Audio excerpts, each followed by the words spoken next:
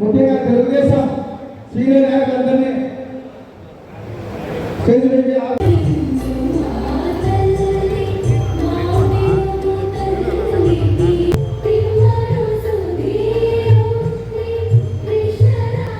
తెలుగుదేశం, జై చంద్రబాబు నాయుడు, జై రామప్రసాద్ రెడ్డి, జై Lakshmiprasad Reddy. Thank you so much. Shri Nageswara Naidu గారిని వేదికపై గతంలో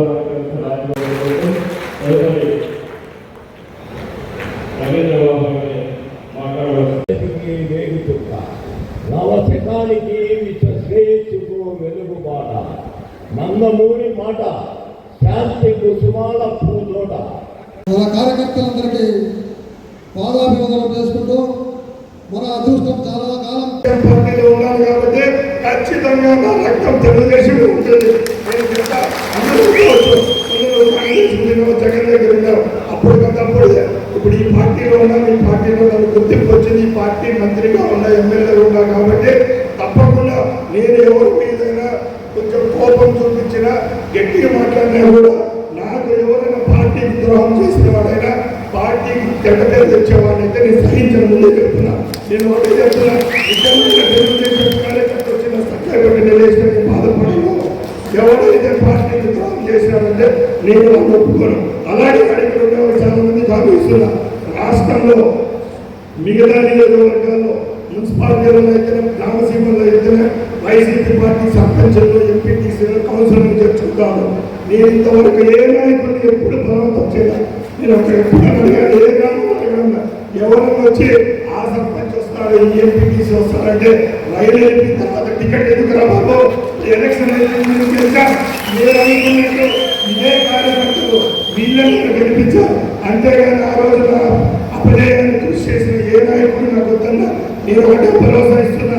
ఎవరైనా వైసీపీ కానీ వేరే పార్టీ వాడు మన లేఖ రావాలన్నా మీ గ్రామాల్లో ఒకడు వ్యతిరేకం చెప్పినా వాళ్ళని తీసుకునే ప్రసక్తి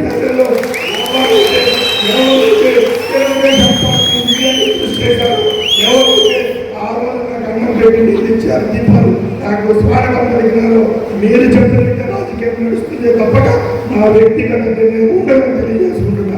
ఎందుకు మాట్లాడుతున్నారంటే చాలా మంది వస్తూ ఉన్నారు. ఈ సంవత్సరంలో కడపలో 10 మంది చేరినారు, మున్సిపల్ చైర్మన్ అయిపోతారు, చిత్తూరు చేరినారు, టీడర్ చేరినారు, ఇక్కడంతా చేరుతా ఉన్నారు. సర్పంచ్ ఉంటే బాగుంటుంది, జెడ్పీటీసీ ఉంటే బాగుంటుంది అన్నారు. ఈ జెడ్పీటీసీ సర్పంచ్ ఆ రోజు ఎక్కడ వినాలని అడుగుతున్నా. నేను ఒకటే చెప్తున్నా, ఆ పార్టీ మీసాలు పెద్ద ఈ కార్లు పెట్టుకుని తిరిగే లీడర్లు లేకపోయినా మా చిన్న లీడర్లు, మా కార్యకర్తల పుణ్యాలే నేను ఈరోజు స్థాయి చూపించకపోతే తప్పకుండా ఎవరు వచ్చినా రాకపోయినా 2029 ఎలక్షన్లలో కూడా ఇదే కార్యకర్తలు కేవలం గుడ్డలకు కార్లకు విలువించే అది కాదు కాబట్టి చాలా మంది నన్ను వ్యతిరేకిస్తారు. దానివల్ల నేను చెప్తున్నా, నేనేంటంటే భుజం చేసే సంబంధాలు చెప్పాను.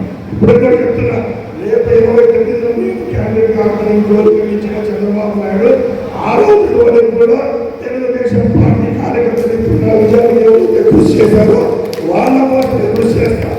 ఎందుకంటే ఇది మహానాడు మీటింగ్ కాబట్టి, ఇది కేవలం తెలుగుదేశం పార్టీ కుటుంబ సభ్యుల యొక్క మీటింగ్ కాబట్టి గర్వంగా ఈ మీటింగ్ నుంచి మీ అందరికీ హామీ ఇస్తున్నా.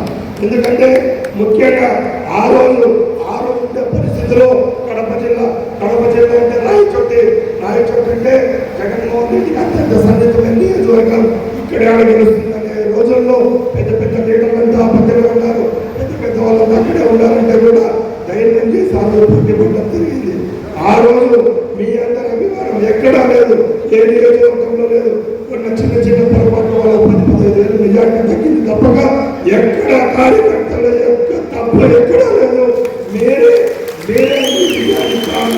కేవలం నాలుగు సంఘాలు వేసుకున్న లీడర్లు నియోజకవర్గంలో 500 మంది ఉండొచ్చు. మేము తప్పు చేసినా మీరు తప్పు చేయరు.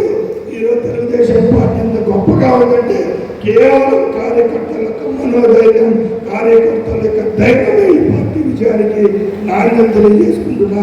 అలా